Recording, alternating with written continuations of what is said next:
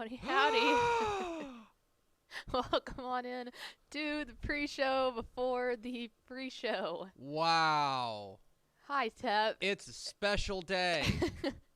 What's going on? Today's a very special day because today is somebody very special's birthday. Yeah. It is. Today. Whose birthday is it? Today. Well, I don't know. I share a birthday with a lot of people. It is a very special day because today is the birthday of, nope, nobody who played for the Rangers. Today is the birthday. There's someone big. Oh, no, that's not true. There is. Today is the birthday of former Ranger great Neil Kotz. Happy birthday, Neil. Happy birthday, Neil. We are celebrating you today. And I suppose also happy birthday to Ashley Pickle. Thanks, It's Tep. it's the Duchess's birthday. It is. You're 30... 49. 49. Yeah. Well, Adam texted this morning and goes, guessing you're about in the 50s now? I said, Yeah. 49, let's not rush it. yeah. Do you have big birthday plans? No. So technically you are going to have, because you've had one shot, you have not had two shots. Yes. Well, you may have 3 shots tonight. So this is your second quarantine birthday. I was 22 when the world shut down. Today I am turning 24.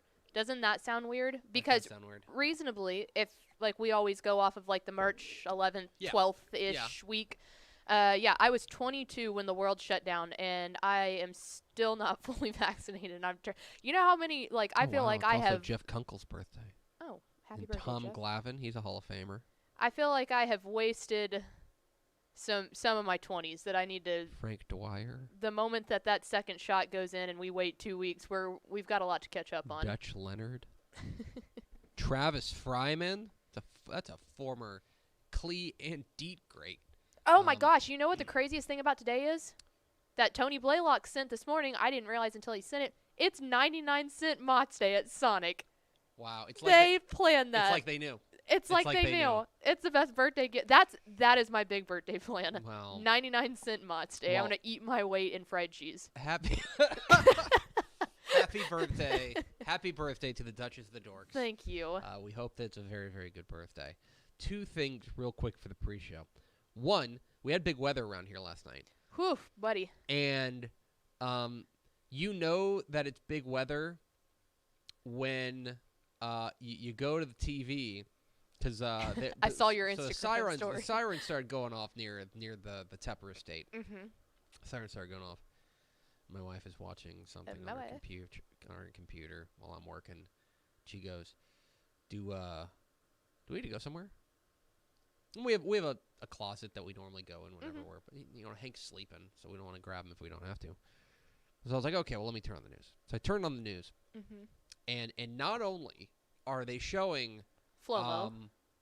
where I live, they have zoomed in to see so that you can see like the street map, and they are basically pointing at my house. Yep. And they're like, right here, this is going to be a problem right here. If you live here, you might want to get out.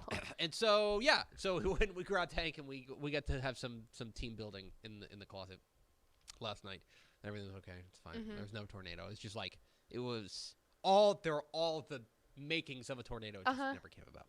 The other thing, on the way home last night, I had to stop and grab something. And I stopped at... I guess it was a gas station. Okay. A convenience store. I don't go to very often. You don't go to convenience stores very often, or just this particular Okay. store. I was like, some people just don't go inside convenience stores. I guess Some people don't. You get gas and you're done. Yeah. Nothing. I think I'm a decently smart guy. I think I'm at least of average intelligence. I'm feeling generous today, so I can agree with that. Yeah, you agree with that. I think I'm right. I'm in that middle quartile. Okay, yeah. Which is not a thing, but I'm in that middle portion, right? Not super smart, not super dumb, right in the middle. Okay. I think I'm a pretty smart guy. I've managed to trick a woman into marrying me. Things like that. Mm-hmm. I have a job. Allegedly. I haven't cursed on the air in like 6 days. Nice. Okay. Nothing short circuits me more than if you put in your debit card and they ask you questions out of order. Like, because normally the way that it works is you go card in. Yep. Put in your code. PIN number. Do you want cash back? We're done. That's it. That's the order. Yes. It's card in, PIN number. Yep. Cash back. Done. Yes. Okay. Sometimes there's an approve amount. Is this the correct amount that they add in there? I swear they asked me 6 different questions on this particular thing, and like my brain forgot how to read. It forgot how to process information. I'm like And then you're just standing there looking. Do I like approve a this? Do I approve this gum? I don't know. It was like I was like like it's one of those things that like it's one of those things you go through the motions, but if you throw it off just a little bit, like not even a lot, they weren't asking me questions in Arabic. No, it was just like you're just going tweak it a little bit. Right. Like, put the questions out of order. You're like, what is this? What do you want? What do you want? Who sent you? And it's always the places that you go to where you're trying to make like your smallest purchase. Oh yeah. That it does it, because like you could go. I'm pretty sure Walmart doesn't even ask for your PIN number half the time. Like you could go buy. I can vouch they do not. Yeah, that you could go buy a $700 TV at Walmart and they're just gonna be like, insert your card. Okay, cool, You're thanks. good. But you can go, purchase a pack of gum at a convenience store or like the Dollar Tree. Yeah. The Dollar Tree one asks you 75 questions and you're like, I came in here to buy paper plates for a party. Right. You know, like. Well, yeah. What are you doing? I'm here to get Play-Doh. Yeah. You know what I mean? Yes. Anyway, that short-circuited me on my way home. And then the cashier just stares at you like, you okay? I know. Like, it's crazy. It's too much pressure. I know. It was. It felt like a lot of pressure. But anyway, happy birthday to Lee Mazzilli. Yes. Hit the theme, Expo.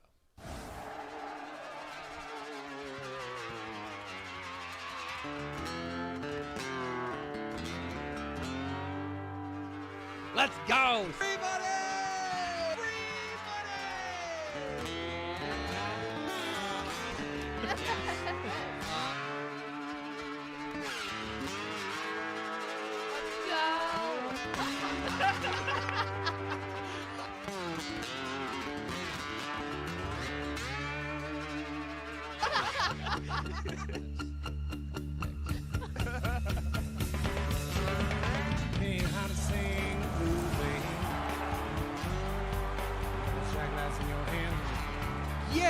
Yes, yo! From the Dave Campbell's Texas Football Mothership here in beautiful Lewisville, Texas, it is Texas Football Today, a show that's got another ring in it if you chop it in half and you count the rings. My name's Greg Tepper. I'm the managing editor of Dave Campbell's Texas Football Magazine, TexasFootball.com, a corresponding website. Thank you for spending part of your day with us.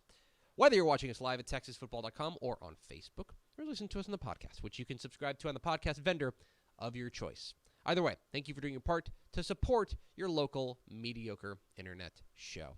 I am sitting over there on her throne today, paging Dr. Girl, Dr. Birthday Girl. She is the Duchess of the Dorks, celebrating a birthday whose number will not be disclosed. We already disclosed it earlier, but yeah. She's Hi. the Duchess of the Dorks. Hello. Ashley Pickle. Happy birthday, Ashley. Thank you. Appreciate You're it. going to have a bunch of mott sticks and make a cake out of mott sticks. Eat my weight in fried cheese. Yeah, I don't like sweets, so I know. I tend to go other routes for it's like normally celebratory. I'd be like, oh, like I'll bake you a cake or something like that. But it's like, what do you do for the person who's wrong all the time about sweets? Like, it's hard, you know? Yeah. What do you get for the person who doesn't want good things? I will say the one cake that I do like, my mom makes a poke cake. Have you ever had a poke cake before? So it's like a white vanilla cake, but you take P-O-K-E? Like poke? Like you poke it with a stick? So, yeah, what you do is after you bake it and let it cool, you take the end of a wooden spoon and you poke holes in it, and then you pour Jell-O over it, and the Jell-O doesn't harden. Like, it doesn't get actual Jell-O-y. It just seeps into the cake. But my favorite part about it is you put whipped cream over it, which I do like whipped cream, as I don't like frosting. So I do enjoy, like, and you eat it cold. So I enjoy that cake. I'm looking at this. It's really good. Gotta be honest. It's pretty good. And you can put whatever. I'm gonna make a poke cake. You can make whatever flavor of Jell-O you want. So it's like the gift that keeps on giving because you can make it different colors or different flavors. I'm seeing a strawberry poke cake. I like cherry. That was always my go-to. I can see that. Anyway, happy birthday. Thanks. There's some cake talk. Today is Thursday, March 25th, 2021. 245 days till Thanksgiving. Episode 1133. 1133. This is the Mitch Williams episode. On today's show, my friends, we are going to discuss a piece, it's up on TexasFootball.com, about the biggest upsets in Texas high school football in 2020. A lot to get to there, and maybe not the games that you think they are. Yeah. We'll get into that. In the back half of the show, it's Big Guest Thursday, booked by our very own birthday girl, Ashley Pickle. And I guess we can reveal it now. Yeah. Because now you're here and we want to keep you here. I'm so excited about it. The other day, I spoke with Nathan Chapman, and you're probably thinking, who is that? I don't know who Nathan Chapman Can we also preface it with, too, that was an interview into the future. It absolutely was. Because Nathan Chapman is the director and head coach at Pro Kick Australia, which is that academy in Australia that produces all of those great Australian punters. Yep. Like Dane Roy from Houston, Michael Dixon from Texas. Texas just signed another guy from Pro Kick Australia. Mm-hmm. Anyway, I talked with Nathan Chapman, and he called me mate. And it was great. And yeah, we legitimately had to sit he's in Melbourne and it's 16 hours ahead. So we legitimately had to plan a time. You did it at 5:30 our time on Tuesday. It was 9:30 his time on Wednesday. On Wednesday. So you were doing interviews into the future. I really was. I'm a time traveler. It's such a good interview too. I'm so excited. It's a fun interview. So stay tuned for my conversation with Pro Kick Australia's Nathan Chapman coming up here at the back half of the show. Do we have first four through the door? We sure do, and you're going to think I'm making this up, but I promise I'm not. Rob Hadaway, Goof, Trish, and Tony Blaylock. Wow. They came in big for the birthday celebration. Wow. Welcome in, they knew. fellas and lady fella Trish. And mama fella. Mama fella.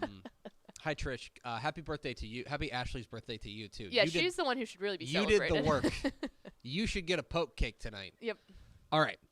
Let's get into a piece that I have up on TexasFootball.com, which is about the biggest upsets in Texas high school football in 2020. Because, look, this time of year, upsets are on everybody's mind. Mm-hmm. This is what everybody wants to talk about. They want to talk about the big upsets. They want to talk about 13 seeds over 4s and 15 seeds over 2s and things like that. People love upsets. Except when it happens to your favorite team. That's not here. Like, for example, one of the reasons that North Texas fans were so excited is not just because they won, but also made all the more sweeter is that they were big underdogs. Yeah, exactly. They were the 13th seed. They were not supposed to beat Perdon't. But they did. Yep. And that's what makes us so exciting. So, we decided to take a look at the biggest upsets in Texas high school football in 2020. And we've talked a little bit on this show before about how chalky the 2020 season was on the whole. When you got to the end, if you looked back, basically it was the Blue Bloods. There was only one team that really shocked us, and that it won a title, and that was Jim Ned. That was like a surprise. Windthorst a little bit. Windthorst, but only because of the upset at the title game. You know what I mean? The fact that Jim Ned came from we could have said, oh, it would not shock us if Windthorst played for a title. The fact they won the title was not necessarily what was more of the surprise. But otherwise, pretty chalky. Mm-hmm. But we decided to take a look at where the biggest upsets of the year came from. And to do this, of course, we have our computer projections on TexasFootball.com, where you can see each week the computer tells you what it thinks is going to happen in every Texas high school football game each week. So 600-plus games every week. They will tell you, hey, here's what we think is going to happen. Mm-hmm. Now, the computer's not perfect, obviously. And as we've just explained on the air, it calibrates with every. It's an unfeeling robot. With every result, it kind of calibrates, and so if you overachieve their expectations, then it's going to expect more of you the next time, and if you underachieve, they're going to expect less of you. So One thing I think is interesting is it's a lot of stuff early in the year. A lot of stuff early in the year, which I think can be counted as at least a little bit of a calibration error with one team in particular that we'll talk about. So, without further ado, here were the teams that overcame the biggest margins, projected margins, to win their games in 2020. And it starts up at the top with the six-man game with Westbrook's win over Motley County. This was in week 1, and I remember they were 46-point underdogs according to the computer. And I remember sitting up and paying attention to this because Motley County, of course, was the reigning state runner-up. They had Jake Richards back. They were supposed to be this big-time juggernaut. Westbrook had won 6 games in the previous 2 years combined. Like, this was a Westbrook team that we didn't think a ton of. It turns out Motley County pretty good, but Westbrook ended up being a lot better than we thought they would. Motley County was coming off a run to a title game, and that was, to me, there's another game. In fact, if you go down, technically there were a bunch of games that were tied for 10th because they were 31-point underdogs. Yeah. I wondered why you went with top 9. I'm not going to lie. One of those, because I can't fit 15. 15 teams, yeah.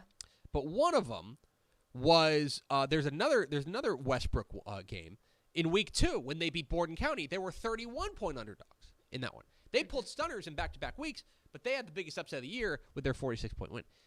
From 6-man to 6A, you find the second biggest upset, which was North Mesquite beating Mesquite Horn. And I got to be honest, I still don't understand this one. North Mesquite came out swinging. North Mesquite looked fantastic in this. They jumped out to a 23-13 lead, ended up taking down Mesquite Horn. And by the way, that was North Mesquite's last win of the year. Now, Mesquite Horn, I think, was not as good as we thought they were going to be. I think they and this was kind of the first kind of signal of that.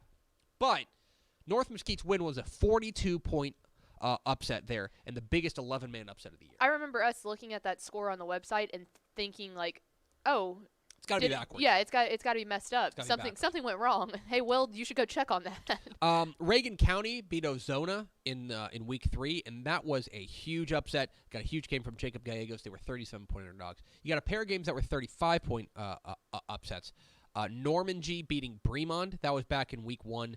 Bremond ended up having a decent year, but Norman G was a team. They served notice to the state. When they ended up finishing 11-1, this was really the catalyst for that, and the first sign that Norman G's something serious when they were 35-point underdogs and beat Bremond. And then another 6-man game, Zephyr's win over Paint Rock. Now this is, I mentioned this in the article. I think this comes with a 2020 asterisk, which is Paint Rock had not played the previous 3 weeks. Okay. And I think they had a COVID-19 outbreak, and so they weren't able to play. And so they get back on the field. They were big favors over Zephyr, ended up, I think, coming out flat and losing. I mean, it was a 51-6 upset win. Right. So I put a small asterisk next to that one because that feels a little bit different. I was just going to say, and you've got to, like, maybe this isn't right, but you got to think that probably affects a 6-man team a lot more than it affects someone most certainly. Because even if they still have 1 or 2 guys out, like, those could be important players. You don't have the roster, and 2, if you're all suspended, then no one's working out, not only just, what select position group. Abilene Wiley's win over Brownwood was a 34-point upset. Kearns' win over Dawson was a 34-point upset as well. Cleveland Tarkington, when they took down Cold Spring Oakhurst, they were 32-point underdogs. And then finally one more 6-man game with Water Valley's win over Highland. That was the also 32-point underdogs. As I mentioned, there were 5 games that were 10 that tied for 10th place. They were 31-point dogs. Rio Vista's season opening win over Santo. Liberty's win over Madisonville, which is still, I believe, 4A's biggest upset. Westbrook, and then their win over Borden County. Buena Vista beating Grand Falls Royalty, and then Nevada Community with their shocker over Grapevine Faith Christian. That's up on TexasFootball.com. But there's one other thing that I wanted to note, and this is in the piece as well. There were, to me, not to me, I can phrase it this way. There were 4 double-digit playoff upsets as well. The biggest upset in the playoffs was Weslaco East's, or rather San Antonio Southwest, beating Weslaco East in the area round of the 5A Division I playoffs. The computer had them as 22-point underdogs in that game, and the Dragons ended up coming out with that win over Weslaco East. Alvord and their 35-7 really shocking, upset over Italy in 2A Division 1 in an area round. That was a 15-point upset. Especially because Italy did so well the week beforehand. Oh, absolutely. And then finally, there were 2 6A Division 1 by-district games in the Houston area that were both upsets. Jersey Village, when they beat Bel Air, Houston Bel Air in the first round, and then Klein Oak when they beat Cy Ranch. They were both 13-point underdogs in those games. So those are the biggest upsets in 2020 on TexasFootball.com. You can find them. Let us know what you think is the biggest upset in Texas high school football in 2020. Well, and it's funny, too, because I agree.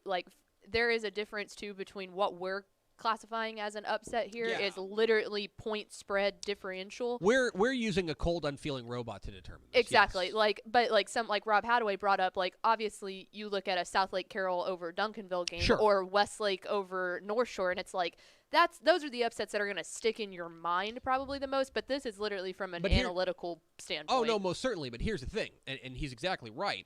If you take a look at Westlake's win over North Shore, the computer had them as 1-point underdogs. The computer thought that was a super close game, and the computer ended up being really right. It's 24-21. They were spot on. The other one, what you mentioned was South Lake Carroll. South Lake Carroll beating Duncanville. Now, that is an upset. Duncanville was and actually, I don't know why that didn't show up on my computer. But Duncanville was a 14-point favorite in that game. So that is another one of those playoff upsets that's a double-digit upset. So that was a double-digit upset as well. I don't know why that didn't show up. I'll adjust my piece. So those are there. The other one that I think people are going to come yelling about is the 2A Division 2 title game, right? Windthorst over Mart. The computer had that as again, another 14-point upset. So I need to adjust that. I don't know why that didn't show up. But those were ones that I think were they were surprising. And so I'm going to figure out why that didn't show up on my Excel document. But I will say that those are, I think, especially once you get that deep in the playoffs, I tend to think that every team here is pretty darn good. Right. And so maybe those aren't as big of upsets. You know what I mean? Like if trying to think of what's going on in basketball. Who's Baylor playing this week in basketball? I can't remember. Whoever they're playing. If Baylor's a pretty good team. They're a 1 seed, right? But if they were to lose in the Sweet 16, it would be an upset. I think every team they're playing right now is pretty darn good. Yeah, the only one that you look at typically would be Oral Roberts, who was a 15th seed coming in. No matter how far they get, everyone's going to consider that an upset no matter how much they prove themselves. But yeah, if you've got a 1 going up against a 3 seed, clearly it's just good basketball, Yes, sure. So there you go. Those are the biggest upsets in 2020 in Texas high school football. We are Texas Football Today. We're here every weekday at noon on TexasFootball.com, talking football in the Lone Star State. You can follow us on Twitter at DCTF, like us on Facebook, Facebook.com/Dave Campbells. Follow us on Instagram, Instagram.com/Dave Campbells, and of course, see us at TexasFootball.com. TexasFootball.com is where you can find complete coverage of high school football, college football, and recruiting all across the Lone Star State. We hope you'll consider becoming a Dave Campbell's Texas Football Insider at TexasFootball.com/subscribe. It's our subscription package. You get 2 magazines, including the 2021 summer edition of Dave Campbell's Texas Football, mailed to you early before it hits newsstands. It will be in your mailbox before it hits newsstands if you go to TexasFootball.com/subscribe. Don't run around to your local grocery store looking for the magazine. Let us mail it to you and get a bunch of awesome content as well over the course of the offseason. TexasFootball.com/subscribe. It's Big Guest Thursday, Pickle. It is. And you were responsible for booking this guest. I want to make sure that I give credit where it's due. Thank you. The birthday girl did get us a big-time guest. Earlier this week, I had the unique opportunity to talk with the director of Pro Kick Australia, the premier punting academy in the world that has produced, I think, 5 Ray Guy Award winners now. Yes. 5 Ray Guy Award winners, a number of All-Americans. If you think about, when you think of, Australian punters, almost all of them come from Pro Kick Australia. Yes, and Nathan was in the NFL for a stint too. He had a swim through with the Green Bay Packers. He played footy there in the Australian Football League. A lot of other he's got a really cool backstory. But he started Pro Kick Australia as a punting academy, and I had a unique opportunity to chat with him earlier this week. Here's my conversation with the director of Pro Kick Australia, Nathan Chapman, here on Texas Football Today. Off season, talking to some of the most interesting football folks around, and for this one, we're going away, far away. Let's go live to Australia, where we are joined by the director of Pro Kick Australia, Nathan Chapman. Coach, I really appreciate your time. Greg, I'd love to be on, mate. So we're about to head out to a session, so you got me in the car, but looking forward to having a chat. Yeah, absolutely. For folks who are maybe unfamiliar with Pro Kick Australia, they've put a number. You guys have put a number of outstanding punters and kickers into college football here in America, and then also into the NFL. You're a guy who's been with this from its very infancy. Can you take us through a little bit about what this place is and how exactly you guys are so successful in producing some of the world's best punters? Yeah, thanks, Greg. Yeah, like I guess the idea spawned in about 2007 or 8, and then just sort of being around the sport itself, and thought, hey, look, you know what? I've tried it myself. There's plenty of guys who can kick a football. Let's teach them. Let's see let's see if we can help them get to college, and let's see if we can help get a few into the NFL. I knew there was a fair bit of talent here, so it was just about showing them or guiding them. Initially into making sure they put their best foot forward when they get to college, and don't get it wrong, so they got a better chance to succeed. So here in Australia, we've got plenty of guys who can kick a football. We invite them down, come and have an assessment, and if we feel like they've got that talent level and they're eligible to go to college, we put them through a 12-month plus sort of training program, and sort of get them out the other side and present them to colleges, such as Texas. Well, I mean, all the way across the country, but it takes a fair bit of time, but we put a lot of effort into it. Yeah, that's one thing I think is so striking, that you guys have put so many guys out there. I think that the Australian punter has become such a known commodity now in the United States. And I'm interested, you mentioned you started this back in 2007. You're yourself a footballer to begin with as an athlete. Did you anticipate having this kind of success eventually, or is this even beyond your expectation? Well, it's really funny. When I wrote the business plan out, I'd literally said, we expect to send 50 guys a year to college. And now, unbeknownst to me, that was hugely unrealistic from a starting point. But we're sort of nearly getting there. And so we're, 15 years later, and we're sort of getting those numbers around the 30s, 32. So it's sort of, weirdly panning out, except I didn't think it was going to take 15 years, because the first year I think we sent 3 across, and then there was 2 across, and then 3 across. So it took a little shot to the ego, but we stuck at it, and then finally made some inroads and made some more connections, and here we are. You guys have produced some of the very best punters, some Ray Guy Award winners. I think people around here probably know Michael Dixon, of course, the punter, the Ray Guy Award winner at Texas. You guys, have produced a number of outstanding ones. Lack Edwards, who went to Sam Houston State, etc. A number of fantastic punters and kickers. I'm interested in why you think Australian kickers are so successful. I mean, it may be strange to say, but is there just something different about Australians that makes them so naturally good punters? Well, I would suggest if you brought over 50 American high school quarterbacks and they threw the ball against our guys who thought they could throw a ball, there'd be a clear difference. Again, we've got a sport over here that uses our legs and our feet, and we kick a ball and it transitions really well into punting. So we build on that, I guess, that infrastructure of the style and the methods that we've already got. We've put it into a format which makes it now, it's more like a hybrid of the old school punting. The rollout kicks come into the game a lot more, which is what we do on a daily basis here in Australia, in Aussie rules football. So we've just joined, merged the two together and got a really good hybrid.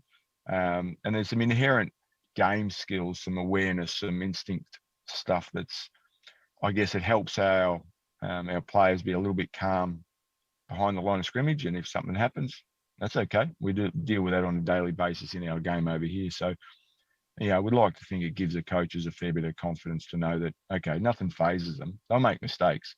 But, that's pretty part and parcel of, being a punter.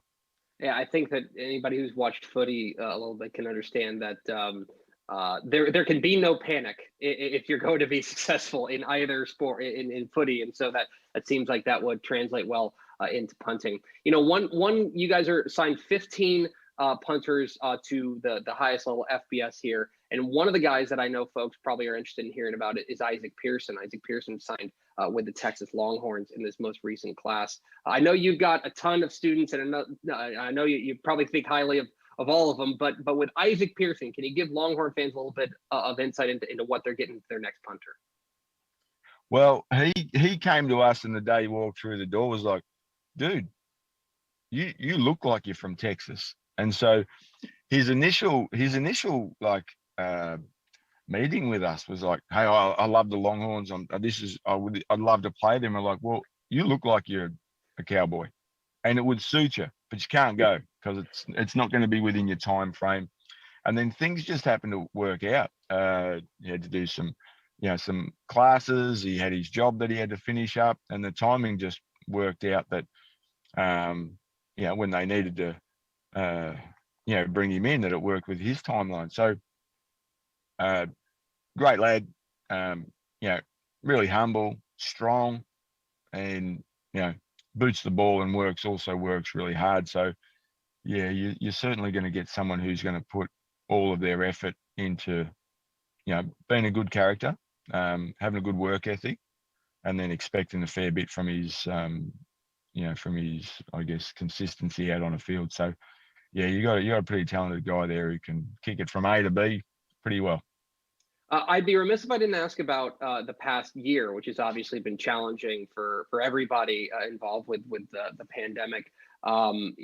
You guys have now a reputation of putting out outstanding, prospects, but they haven't been able to see their college campuses. There hasn't been a ton of traveling to America lately. How has that changed the way that you guys have gone about, getting your guys noticed and getting you guys into the next level? Well, we have to deal with that.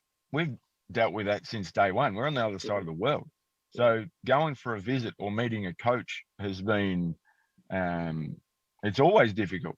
And some coaches accept that and can make a judgment call on film and information we provide. And some coaches are like, I ain't touching anybody that I can't see live. And so what COVID has done is actually taught them to look outside the box because they've had to. They haven't been able to do any visits anywhere. And really it's worked into them understanding that they've still got to make a judgment call if the kid's in Florida or Illinois. Wouldn't matter. They've got to look at film and make an evaluation and make a call. So in some sort of ways, it's helped us talk to some more coaches because they've had less to do and they're not on the road recruiting and you can't get a hold of them. So we've sort of just, adapted to that, but we've done what we would normally do. We've tried to do it a little bit better every year, and this year's, although it's been interesting in what we can do from a training point of view and small groups, and we had times where we couldn't travel more than 3 miles from our house, and so it made some challenges, but here we are. We still put 15 or 16 across in the middle of the pandemic to college. Some of them played, some of them didn't. Some of them are playing now. So quite the year. But we're back to full training now, and we're pushing ahead pretty strong with a pretty big group coming through. We've probably trained, I think we've got 65 trainers at the moment, and really looking to bust down some more doors because there's some quite talented guys coming through.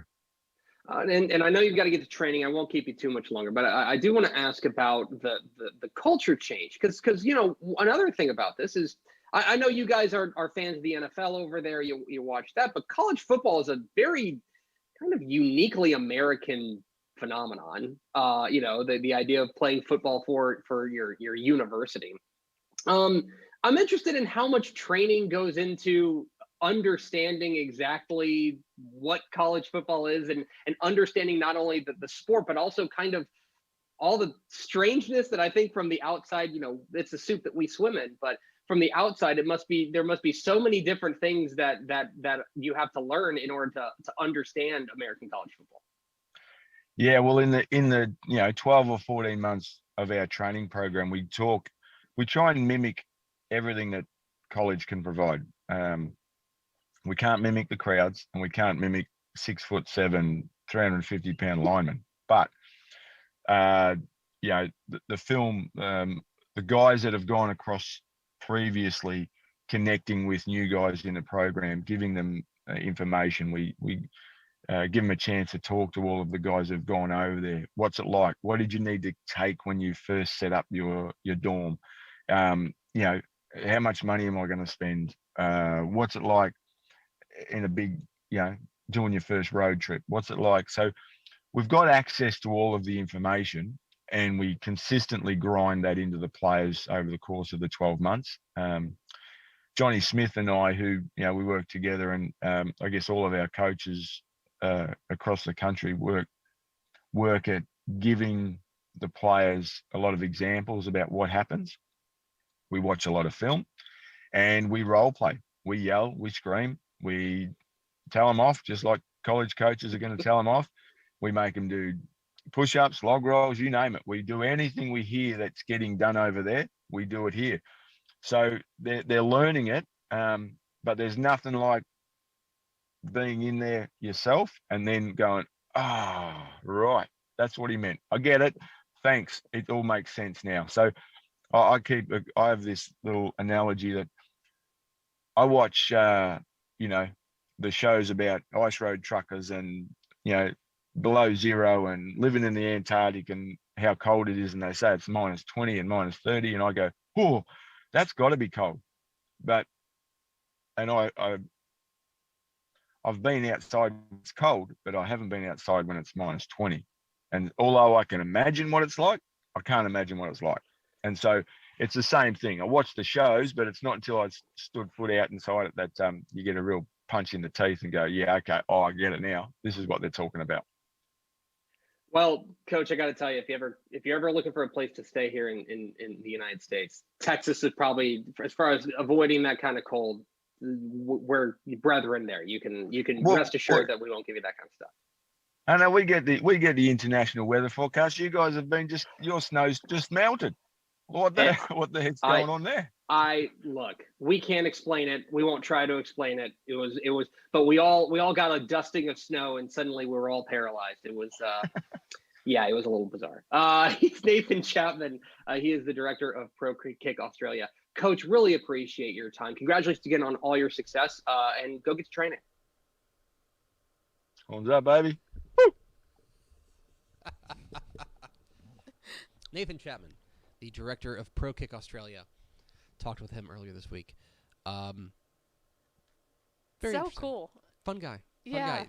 Super unique situation there, and yeah, they've put out a ton of really good kickers, and obviously, like, they've got a new one coming here with that Texas signed. They put 15 into signed FBS, 15 or 16. They signed FBS kids this year in 2021. Michael Dixon, of course, was the Ray Guy Award winner. There's that Lack Edwards, the Sam Houston State kicker, or punter rather, and then Dane Roy at Houston. Like, they've had had a uniquely Texas tie as well, and it's just it's really cool, like, how they've transformed. It's like, all right, like we all grow up playing footy, which, if you've ever watched footy, there's a lot of punting going on in that, basically. Right. And it's like, well, how can we turn these into, these guys who have grown up and done this since they were 4 years old, in the same way that, like, American kids go out there and play baseball, play t-ball. Yeah, and then you get into the select baseball leagues, and that's when you really start, Yeah. And how can we take that type of talent and turn it into get these kids scholarships and get some of them into the NFL. So I loved, too, when you asked about how COVID was affecting them, and it really is an interesting point, and when you think about it, it makes sense that he's exactly right. It's done nothing but almost, you don't want to say benefit, but, it's like it hasn't been really the worst case scenario. No. It hasn't made things worse by any stretch. They do most of their recruiting and recruitment and how do I want to, they're not going on site visits most of the time. Yeah, they're not going to campus visits most of the time, and then and also like the University of Utah is probably not flying to Australia to see a kid. No, like they are used to using other resources, using digital resources in order to get kids noticed, through other means. And so the fact that they haven't been able to travel is not great, but like also not a deal breaker. I think the biggest thing is it just opens up coaches' minds to maybe in the future, if there was someone who it was like he was saying, you have to come check it out. We have to be able to see you. Maybe they're a little bit more relaxed from the old school way of doing things now. Absolutely. Anyway, Nathan Chapman, the director of Pro Kick Australia, we appreciate his time earlier this week. And now we go over to the birthday girl, the Duchess of the Dorks, Ashley Pickle, for America's second favorite segment. Final thoughts. One thing which I remembered after I saw the comment, but Andrew Christensen, happy birthday. We share a birthday, and then you and his dad share a birthday. So that's weird, but happy birthday, Andrew. The other thing real fast, Meese was in the comments, and he tuned in late. But I guess when you tune in a little bit late, it will briefly show something that happened earlier in the show, and then it refreshes. He said, I love how when you tune in briefly, it plays something from earlier, and then it cuts to the live video. I tuned into, do I approve this gum? With no context whatsoever. Do you need context? No, I think don't worry about it. Don't worry about it. It's exactly what you think it is. Let's go do it. Happy birthday, Ashley. Thank you. And thank you to everyone in the comments. I didn't respond individually, but really appreciate it, guys. It's going to do it for us. Thanks for spending a little bit of your day with us. Follow us on Twitter at DCTF. Like us on Facebook, facebook.com/Dave Camels. Follow us on Instagram, instagram.com/Dave Camels. And, of course, see us at texasfootball.com. Thanks again to Nathan Chapman of Pro Kick Australia for being our guest. For Ashley Pickle, I'm Greg Tepper. Vince Young, please meet your Player of the Year trophy. We'll see you tomorrow for Mailbag Friday, presented by North Texas Honda Dealers here on Texas Football Today.